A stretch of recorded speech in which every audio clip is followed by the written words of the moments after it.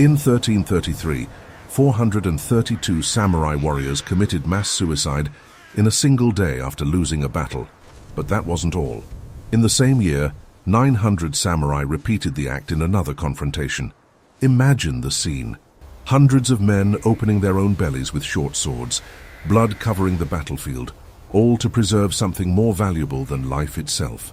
What you are about to discover about the fate of defeated samurai goes far beyond what the movies show. Prepare to learn about bloody rituals, impossible decisions, and true stories that will leave you speechless. When a samurai lost a battle in feudal Japan, he faced the most brutal decision a warrior could imagine. Defeat was not merely a military matter. It was a stain on honor that stretched across generations. The Bushido code that governed every breath of these warriors had absolute rules about what to do when failure knocked at the door, and these rules were as rigid as a sharp blade. In 1180, during the Battle of Uji, a commander named Minamoto no Yorimasa became the first samurai to perform what would be known as the most emblematic ritual of Japanese culture. He was cornered, defeated, with no possibility of escape. So he did something that would shock the Western world for centuries. He retreated to a temple, wrote a farewell poem on his war fan, and plunged a dagger into his own abdomen, making a horizontal cut from left to right. This act became known as seppuku, although many know it by the more colloquial term harakiri, which literally means to disembowel oneself. But here's something that will surprise you. Seppuku wasn't just about sticking a knife in your stomach and that's it. The complete ritual was far more elaborate and terrifying than you might imagine. The defeated samurai would first bathe in ice-cold water to slow the bleeding, then don an immaculate white kimono and compose a poem called Jisei, which would be his final message to the world. This poem was so important that it defined how he would be remembered forever. Asano Naganori himself, whose seppuku led to the famous incident of the 47 Ronin, wrote such a bad poem that it was ridiculed for generations for showing a lack of maturity and character. The ritual itself was conducted on a large white cushion, with witnesses discreetly positioned to the side. The samurai would loosen the folds of his kimono, exposing his abdomen, take the short knife called a wakizashi, calmly draw it, and then, after intense mental preparation, plunge the blade into the left side of his stomach and pull it horizontally to the right side. But the technique considered exemplary went further. After the horizontal cut, the warrior would turn the blade upwards, make a second cut below the sternum, pressing down on the first cut and finally pierce his own throat. And here is the most brutal part. This was one of the slowest and most painful methods of suicide that existed. It took hours to die this way, and the agony was indescribable. Therefore, over the centuries, the figure of the kaishakunin developed. A second who stood by with a katana, ready to decapitate the samurai at the right moment and end his suffering. But even decapitation had strict rules. The kaishakunin had to leave a piece of skin connecting the head to the body so that it wouldn't roll on the ground, which would be extremely disrespectful. This was an impressive technical skill that required years of practice. Usually the kaishakunin was a close friend or relative of the samurai, making the act even more emotionally charged. But not every defeated samurai chose seppuku, and here the story becomes even more fascinating. Those who chose not to commit ritual suicide after a defeat became ronin, a word that literally means wave man or floating person. These were masterless samurai, warriors adrift in Japanese society, which viewed them with deep suspicion and contempt. To be a ronin was to carry the weight of shame everywhere you went. After the Battle of Sekigahara in 1600, one of the most decisive battles in Japanese history, it is estimated that up to 400,000 samurai became ronin at once. Imagine that. 400,000 highly trained martial artists, armed with sharp swords, unemployed, and without purpose. The Tokugawa shogunate saw these men as a massive social threat and tried to control their numbers and activities in every way possible. During the Sengoku period, known as the Warring States period, between 1467 and 1568, the number of ronin fluctuated wildly. There was so much war and chaos that a samurai could lose his master on a Monday and be serving a new lord on Thursday. But when peace arrived in the Edo period, everything changed dramatically. Ronin had limited and often terrible options. Some became mercenaries, selling their fighting skills to whoever could pay. They guarded trade caravans, served as bodyguards for wealthy merchants, or fought in minor conflicts. Other Ronin opened dojos, martial arts schools where they taught swordsmanship and military strategy to earn a living. The famous Miyamoto Musashi, perhaps the most celebrated Ronin of all time, chose this path. He developed the two-sword style Niten Ichi Ryu and wrote The Book of Five Rings, which continues to be read to this day. But many Ronin fell into complete disgrace. Some became bandits and highwaymen. Others joined organized crime in the cities, working for gangs that controlled gambling dens, brothels, and extortion schemes. There were Ronin who became street thieves and muggers. This criminal element gave the Ronin of the Edo period a persistent reputation for disgrace, an image of bullies, brutes, and wandering vagabonds. But there were also those who abandoned the warrior class altogether and became merchants, farmers, or even Buddhist monks. During the Tokugawa era, when there were no more wars to fight, many Ronin were forced by circumstances to lay down their swords and work the land or enter trade. The government even created policies encouraging this, fearing rebellions. And you, have you ever stopped to think about the impossible moral dilemma these warriors faced? It was choosing between an agonizing death to preserve their honor or living with the shame forever. Leave your opinion in the comments about what you would do in that situation. But there were other forms of seppuku besides battlefield suicide. There was kanshi, an act of suicide as a form of protest. A samurai would commit kanshi to make his lord change his behavior when all other forms of persuasion failed. The most famous case was in 1553, when Hirate Nakatsukasa Kiyohide killed himself to make his master Oda Nobunaga change his ways. Nobunaga was young, and his behavior was considered shameful. Hirate wrote a letter imploring him to change, then committed kanshi. It is said that the death had a dramatic effect. Nobunaga did indeed change his conduct and built the Seisuji temple in Owari to honor Hirate. There was also junshi, also called oibara or tomabara, where samurai killed themselves to accompany their lord in death. Although rare and definitely not an established rule, some warriors chose this path when their masters died.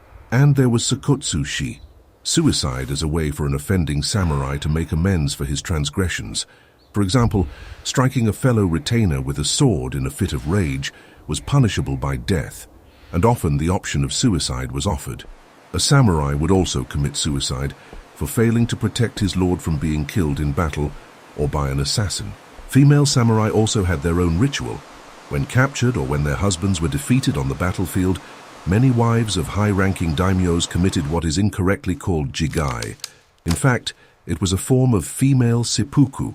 Instead of cutting the abdomen like men, women cut their throat or jugular vein with a small dagger called a tanto. They often tied their legs together to ensure that certain body parts were not exposed after death, maintaining modesty even in their final agony. Based on historical records, female seppuku was usually performed alone and did not involve a kaishakunin. The most famous case was that of Nakano Takeko in 1868. During the Boshin War, she formed a unit of female samurai in the Aizu domain and fought against the powerful imperial army. When she was mortally wounded, she completed the ritual herself. The story of the 47 Ronin is perhaps the most famous narrative involving defeated samurai. In 1701, the daimyo Asano Naganori attacked a court official named Kira Yoshinaka inside Edo Castle because Kira had insulted and humiliated him. Drawing a sword inside the castle was forbidden, and Asano was ordered to commit seppuku. When he died, his samurai in Ako instantly became Ronin, but his loyal guardian Oishi Yoshio began plotting revenge. For 2 years, the Ronin waited and meticulously planned. They pretended to live dissolute lives so as not to arouse suspicion. Oishi even frequented brothels and drank publicly so that everyone would think he had abandoned the samurai code. Then, in January 1703, 47 Ronin stormed Kira's mansion on a snowy night. They found Kira hiding in a coal and wood storehouse. He briefly fought with a dagger but was easily disarmed. Oishi knelt respectfully and, considering Kira's high rank, invited him to die as a true samurai should, by committing seppuku. Oishi personally offered to act as kaishakunin, but Kira was paralyzed with terror and couldn't. So the Ronin beheaded him, took his head to Asano's tomb, washed it in a nearby well, and placed it as an offering. Then they surrendered to the authorities. The shogun was left in an impossible dilemma. The samurai had followed Bushido by avenging their lord's death, but they had also defied the authority of the shogunate by carrying out vengeance, which was forbidden. There were massive petitions from the population admiring the ronin. The solution was to condemn them to death, but to allow them to die honorably through seppuku, instead of being executed as common criminals. Each of the 46 adult ronin ended their life in a ritualistic manner. Oishi Chikara, the youngest, was only 15 years old on the day of the attack, and 16 when he committed seppuku on March 20, 1703. To this day, the Sengakuji Temple in Tokyo, where Asano and the ronin are buried, holds an annual festival on December 14th commemorating the event. The story has become the most famous Japanese legend about loyalty, sacrifice, and honor. The Edo period saw seppuku evolve from a battlefield act into an elaborate formal legal ritual. Under the authority of a daimyo or shogun, a retainer could be ordered to commit seppuku as an honorable alternative to execution. Formal ceremonies included witnesses and officials who recorded the event. But in 1868, when the French witnessed the ritual after the Sakai incident, where French sailors were abusive towards local inhabitants, and one of them stole a Tosa samurai's banner, causing a fight that led to a diplomatic incident, 16 Japanese warriors, along with the garrison commander, were ordered to commit seppuku. The French captain was invited to watch to confirm that it had been done satisfactorily. He saw the ritual and was so horrified that he asked to stop and spare the remaining samurai. This incident, along with the general modernization of Japanese society, led to the banning of harakiri as a means of punishment. In 1873, seppuku was officially abolished as part of modernization changes, although the practice continued to be widely recognized as an act of loyalty and honor. There were still isolated cases in the 20th century. Commander Saigo Takamori, who helped Emperor Meiji come to power but was furious at the abolition of the samurai system, led a rebellion in Kyushu in 1877. When wounded, he committed seppuku, considered the last seppuku of a samurai in history.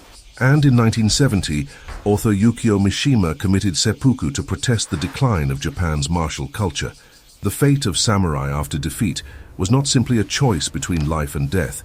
It was a choice between different kinds of death: physical death through seppuku or social death as a ronin. Both paths were fraught with suffering, but each offered something different. Seppuku offered a quick, albeit agonizing, way out that preserved honor and protected the family from disgrace. Being a ronin meant carrying the weight of shame for years or decades, but it also offered the possibility of redemption, of finding a new purpose, perhaps even becoming a legend like Miyamoto Musashi or the 47 Ronin. This brutal duality defined the samurai experience in a way that still fascinates the modern world. The Bushido Code was not just a set of abstract rules. It was a system that literally determined whether you would live or die, and how that death would occur. Samurai did not fear death itself. They saw it as a continuation of existence. They believed that in the next incarnation, they would still be servants of their lords. The ultimate goal was to die an honorable death, preferably in battle or duel, but if all else failed, seppuku was the way to regain honor. For them, honor was not a vague concept. It was more tangible and valuable than gold, more important than breathing. Losing honor was worse than losing one's life. Being captured by the enemy was considered one of the least honorable things possible, perhaps because when captured, the warrior placed himself in a position where he could be tortured and reveal vital information about his lord and clan. If you enjoyed discovering the brutal and fascinating fates that awaited the samurai after losing a battle, leave a like and subscribe to the channel so you don't miss any more shocking facts about the history of Japan's deadliest warriors.